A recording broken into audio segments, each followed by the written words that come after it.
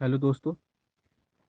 जैसा कि आप लोग देख सकते हैं, ये एक मैथ्स का क्वेश्चन है जिसमें कि हम लोग को दो स्टेटमेंट दिया हुआ रहता है और हम लोग को बताना रहता है कि हम लोग किस स्टेटमेंट की मदद से आंसर को निकाल सकते हैं।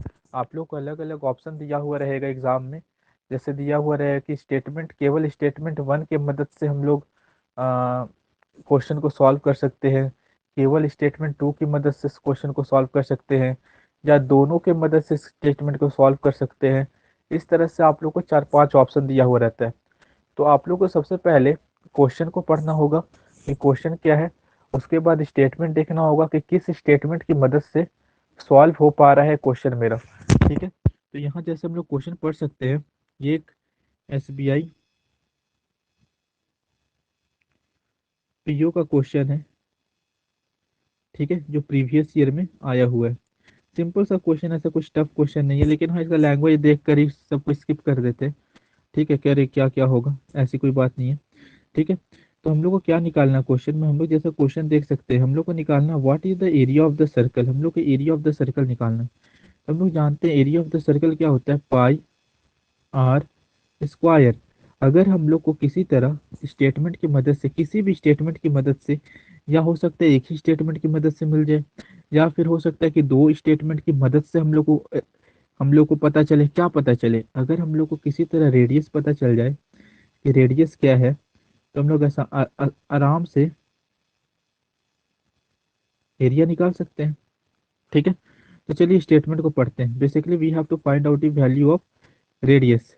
ठीक है, कोशिश करना हम लोग को रेडियस निकालने का। ओके, ठीक है। तो पहला स्टेटमेंट कहता है the diameter of a circle. अच्छा, डायमीटर क्या होता है सर्कल का, 2r। अगर रेडियस आर है तो डायमीटर हो गया 2r। जो डायमीटर ऑफ द सर्कल है वो 90 सेंटीमीटर लेस है। किससे लेस है, सरकमफेरेंस से। सरकमफेरेंस मतलब पेरीमीटर, यानी कि जो पेरीमीटर है मेरा सर्कल का 2 पाई आर, वो मेरा डायमीटर से 90 ज़्यादा है। देख सकते हैं जो डायमीटर ऑफ द सर्कल है वो 90 लेस है। 90 लेस है किससे, सरकमफेरेंस से। तो सरकमफेरेंस मेरा डायमीटर से 90 ज़्यादा होगा। तो यहाँ से आप क्लियरली देख सकते हैं। और हम लोग को पता है कि पाई का वैल्यू होता है 22/7। 22/7। तो आप लोग यहाँ से क्लियरली देख सकते हैं कि स्टेटमेंट वन से ही केवल हम लोग आर का वैल्यू आसानी से कैलकुलेट कर सकते हैं। तो मतलब हम लोग को statement alone is sufficient to answer this question. ठीक है, स्टेटमेंट वन अकेला ही काफ़ी है किसके लिए, आंसर देने के लिए। ठीक है, चलिए ठीक है, स्टेटमेंट वन तो काफ़ी है क्योंकि इसमें से आसानी से आर निकल जा रहा है। कैसे निकल जाएगा आर, पाई की जगह 22/7 रखेंगे, कैलकुलेट करेंगे। हम लोग का आंसर नहीं बताना, एरिया नहीं बताना, हम लोग को सिर्फ बताना है कि कौन सा स्टेटमेंट सही है, किसकी रिक्वायरमेंट पड़ेगी, कौन अकेला सफिशिएंट है, इस तरह का क्वेश्चन है।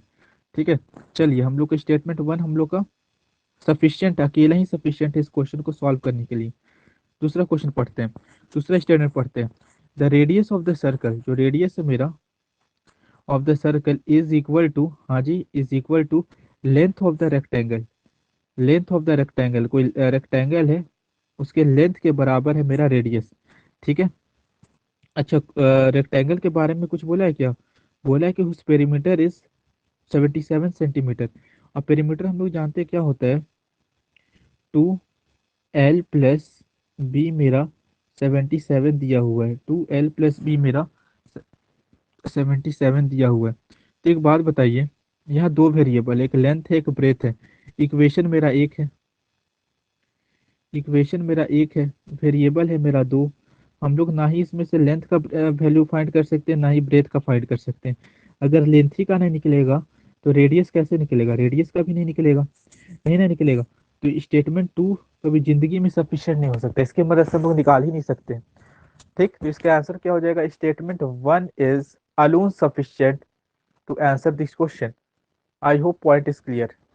ठीक है, इस तरह का क्वेश्चन आता है, बहुत अच्छा क्वेश्चन है।